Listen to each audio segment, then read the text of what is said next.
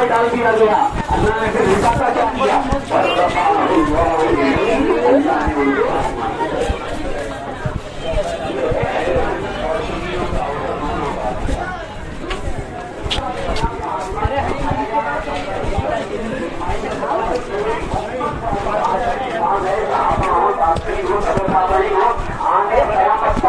سارے ائمہ کا، سارے سنیوں کا، سارے مسلمانوں کا اس بات پر اتفاق ہے کہ حضرت عیسیٰ علیہ السلام کو نہ قتل کیا گیا، نہ سولی دی گئی، نہ دفن کیا گیا، نہ آپ کو موت آئی، بلکہ اللہ نے آپ کو آسمان کو اٹھا دیا ہے. اب یہاں پر 14ویں صدی کے اندر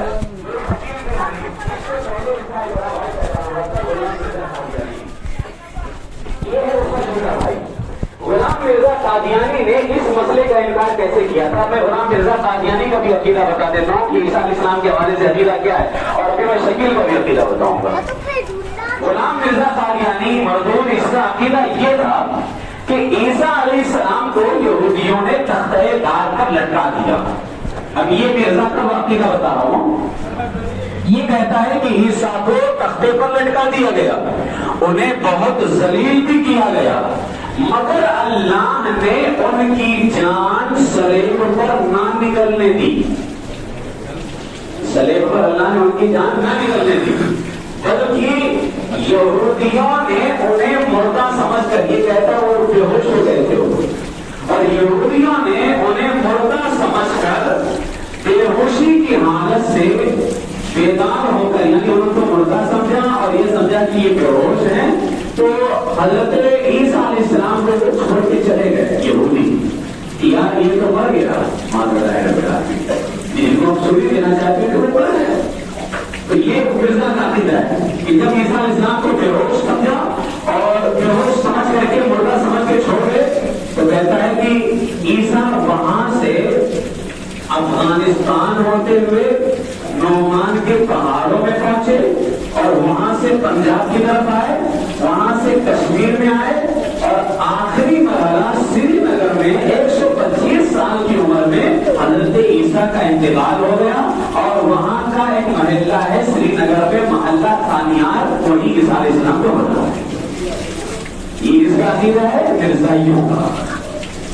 اب اصل میں اس کو عیسیٰ بننے کا تھا، عیسیٰ ہونے کا دعویٰ کرنا تھا، تو ان کی قبر بھی بنانی تھی، ان کو مارنا بھی تھا، پنجاب بھی بھیجنا تھا، کشمیر بھی بھیجنا تھا.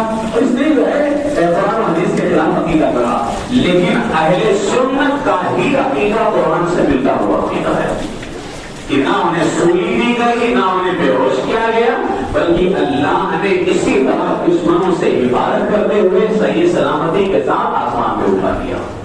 اب اہل سنت کا عقیدہ یہ ہے کہ قیامت کے قریب حضرت عیسیٰ علیہ نبینا علیہ السلام یہ تشریف لے کر کے آئیں گے، نازل ہوں گے. ایک جملہ یاد رکھنا، اللہ کے رسول کے بعد کوئی نیا نبی پیدا نہیں ہو سکتا. ایک لفظ نیا ہے، ایک لفظ پیدا ہے. میرے جملے کے اندر دو لفظ کو بتانا، نیا نبی پیدا نہیں ہو سکتا. حضرت عیسیٰ علیہ السلام نبی ہیں، اور جب وہ قیامت کے قریب آئیں گے اس وقت بھی نبی ہوں گے. لیکن کیا ہے اہل سنت کا عقیدہ؟ نیا نبی پیدا نہیں ہو سکتا. حضرت عیسیٰ نہ نئے ہیں نہ پیدا ہوں گے.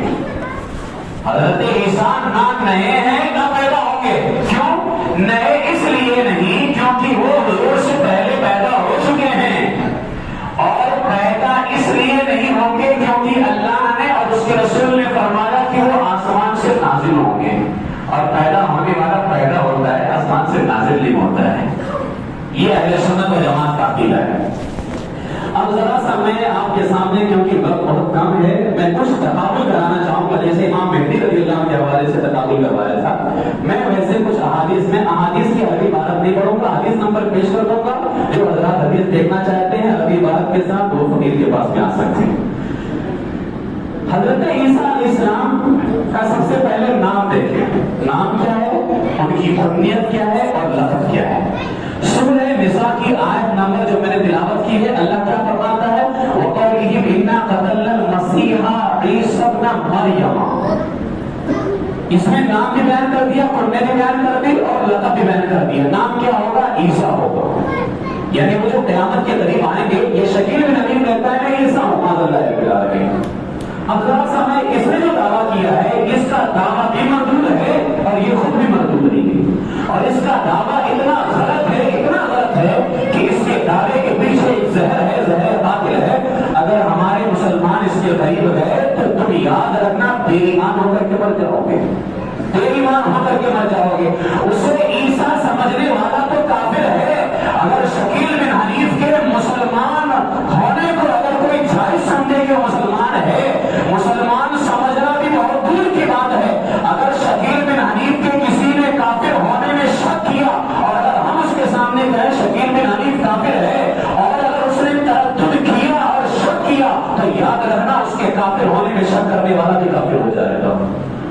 امام احمد رضا کے فتاوی رضویہ اور شریف کی روشنی کے اندر میں نے پچھلے جمعہ کو کہا تھا 1400 سال کے علماء اور ائمہ کا شاسن کا اس بات پر اجماع ہے من شک فی کفرہ و عذابہ فقد کفر. جو کافروں کے کافر ہونے میں اور ان کے مستحق عذاب نار ہونے میں, یعنی ہم کافر تو مانتے ہیں, ہو سکتا ہے اللہ قیامت کے دن بخش دے گا, اللہ نہیں بخشے گا کافروں کو, اللہ انہیں سیدھا جہنم کے اندر ڈالے گا.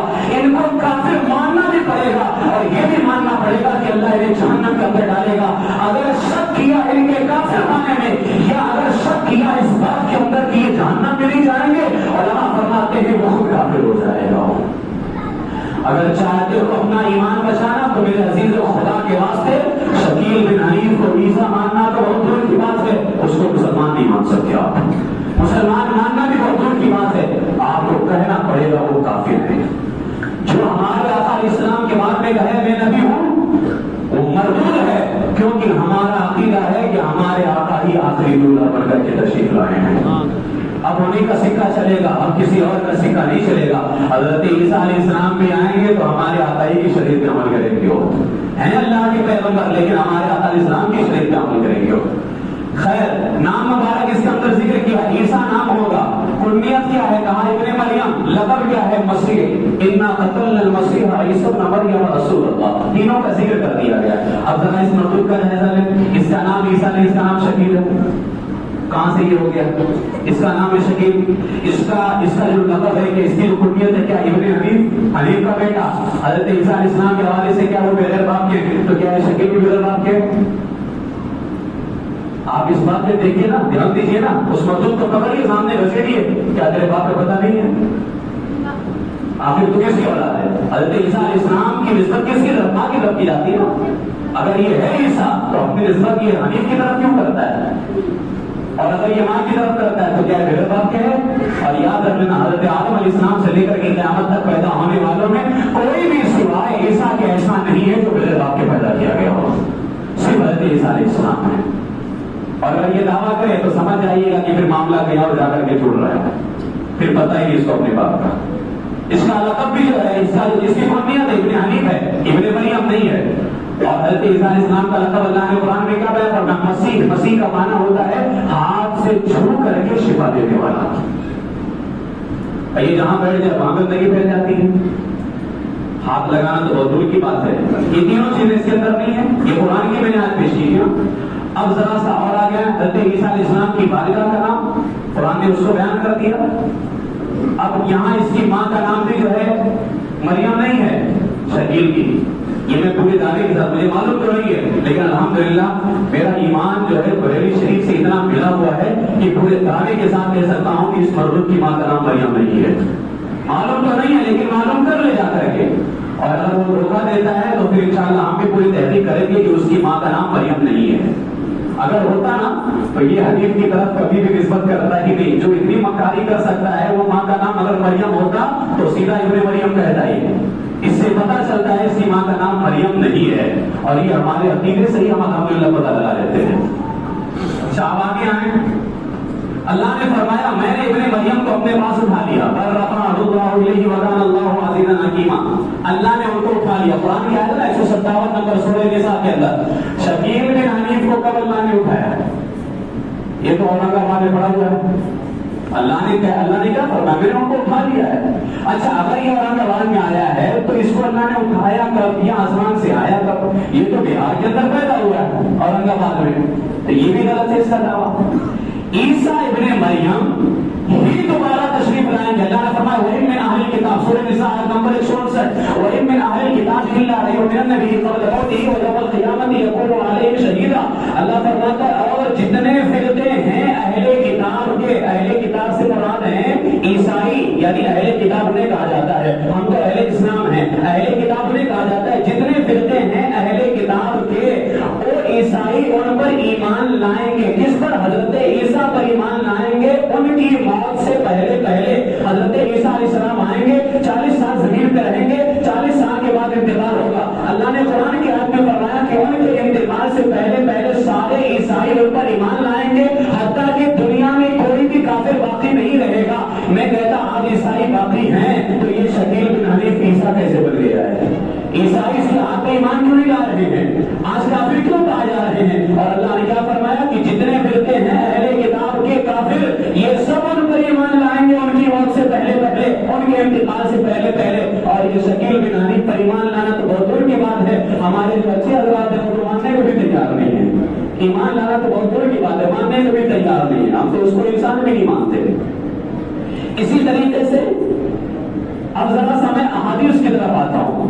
حضرت عیسیٰ علیہ السلام کا حلیہ کیا ہے، ان کا رنگ کیا ہے، ان کا جسم کیسا ہے، ان کی خدمت کیا ہے، ان کی مدت قیام کیا ہے. تو یہ حدیث پاک جو ہے ابو داؤد شریف کی ہے، باب خروج الدجال، حدیث نمبر 4324. یہ حدیث پاک ہے. میں عربی بات نہیں پیش کرتا، وقت زیادہ ہوتا ہے. اس حدیث کو بیان کرنے والے حضرت ابو ہریرہ رضی اللہ تعالیٰ عنہ یہ فرماتے ہیں کہ نبی پاک علیہ السلام نے فرمایا یقیناً میرے اور عیسیٰ کے درمیان کوئی نبی نہیں ہے. حضور نے خود فرما دیا وہ عیسیٰ نبی ہوں گے، میرے اور عیسیٰ کے درمیان کوئی نبی نہیں ہے. اچھا پھر کوئی کہہ سکتا میں ہی عیسیٰ ہوں اور میرے اور ان کے درمیان کوئی نبی نہیں. لیکن میرے آقا اسلام نے اتنا بیان کر کے چھوڑ نہیں دیا تاکہ ہم غلام ان کا جواب نہ دے پائیں. ہمارے آقا علیہ السلام نے ہماری رہنمائی زندگی کے ہر مرحلے میں فرمائی ہے. جب یہ کہا کہ میرے اور عیسیٰ کے درمیان کوئی نبی نہیں تو ساتھ یہ بھی کہا وہ نازل ہوں گے. وہ نازل ہوں گے، پیدا ہوں گے نہیں کہا، وہ نازل ہوں گے. پیدا ہونا نازل ہونا دونوں میں فرق ہے. وہ نازل ہوں گے. اور پھر میرے آقا نے فرمایا سنو جب تم انہیں دیکھو تو پہچان لینا وہ درمیانی قدر و قامت کے ہوں گے، نہ زیادہ ہائٹ چھوٹی ہوگی نہ زیادہ لمبے، درمیانی. رنگ سرخ و سفید ہوگا، اس کا ہے نہیں، اس کا نہیں ہے. رنگ سرخ اور سفید ہوگا، ہلکے زرد رنگ کا، زرد رنگ ہوتے ہیں پیلا رنگ، ہلکے پیلے رنگ کے 2 کپڑوں میں ہوں گے. جب نازل ہوں گے اس وقت ہلکے پیلے رنگ کے 2 کپڑوں میں ہوں گے. سر کے بال اگرچہ بھیگے نہ ہوں تب بھی ایسے ہوں گے جیسے ان سے پانی ٹپک رہا ہوگا. یہ ان کے نازل ہونے کی کیفیت بیان فرما رہے ہمارے علیہ السلام. یعنی ان کے سر میں پانی نہیں ہوگا لیکن لگے گا ایسا جیسے پانی ٹپک رہا ہے. اور اس کا ہے نہیں ایسا، پورا ایک دم گھاس لگ رہا ہے. اور فرمایا کہ وہ ایسے ہوں گے جیسے پانی ٹپک رہا ہے. پھر فرمایا وہ اسلام کی خاطر جہاد کریں گے. کون؟ حضرت عیسیٰ علیہ السلام. اور یہ جہاد کا انکار کرتا ہے. اس کے ماننے والوں نے کہا باقاعدہ یہ بات کہ یہ جہاد کا انکار کرتا ہے. اور اگر یہ جہاد کرنے کو تیار ہے تو پھر آئے سب سے پہلے ہمارے والے سے لڑ جائے. اس کو لڑنا چاہیے نا. اسلام پھیلانے کے لڑتے سارے اسلام آئیں گے، اورنگ والے بیٹھنے کے لیے آئیں گے. اس کو نکلنا چاہیے باہر. لیکن یہ ہے نہیں مردوں تو نکلے کہاں سے؟ اللہ کے رسول نے فرمایا وہ اسلام کی خاطر جہاد کریں گے، سلیب توڑیں گے، خنزیر کو قتل کریں گے. اس نے آج تک کون سے خنزیر کو قتل کیا ہے؟ سلیب کون سا توڑا؟ جزیہ لینا جو ٹیکس ہوتا ہے یہ بند کریں گے. حضرت عیسیٰ علیہ السلام کے زمانے میں اللہ تعالیٰ دین اسلام کے علاوہ تمام مذاہب کو مٹا دے گا. حضرت عیسیٰ علیہ السلام مسیح دجال کو ہلا کر دیں گے. حضرت عیسیٰ زمین میں 40 سال رہیں گے، پھر ان کی وفات ہوگی اور مسلمان ان کے جنازے کی نماز پڑھیں گے. اب ذرا شروع سے غور کریں تو اس کے اندر کیا کیا چیزیں نہیں پائی جا رہی ہیں. ایک تو یہ نبی نہیں ہے، دوسرا یہ آسمان سے نازل بھی نہیں ہوا ہے، تیسرا یہ اس کا رنگ بھی سرخ و سفید نہیں ہے، چوتھا یہ 2 کپڑے ہلکے پیلے رنگ کا بھی نہیں پہنا ہوا ہے، اس کے بال بھیگے بھی نہیں ہیں، اور اگر بھیگے نہیں ہے تو پانی بھی نہیں ٹپک رہا ہے. یہ جہاد کا بھی انکار کرتا ہے. اس نے سلیب کو بھی نہیں توڑا، اس نے خنزیر کو بھی قتل نہیں کیا، اس نے ٹیکس لینا بھی بند نہیں کیا. اور ابھی کیا اللہ کے رسول نے فرمایا اللہ تعالیٰ جب حضرت عیسیٰ آئیں گے پورے مذہب کو مٹا دے گا، ایک مذہب باقی رہے گا، مذہب اسلام. حالانکہ ابھی پوری دنیا تو چھوڑ دیجیے، ہندوستان کے اندر پتہ نہیں کتنے مذہب باقی ہیں. ہندوستان بھی چھوڑ دیجیے، اورنگ آباد میں پتہ نہیں کتنے دوسری مذہب والے رہتے ہوں گے. اس نے ابھی وہاں ختم نہیں کیا تو دوسری جگہ کا کیا ختم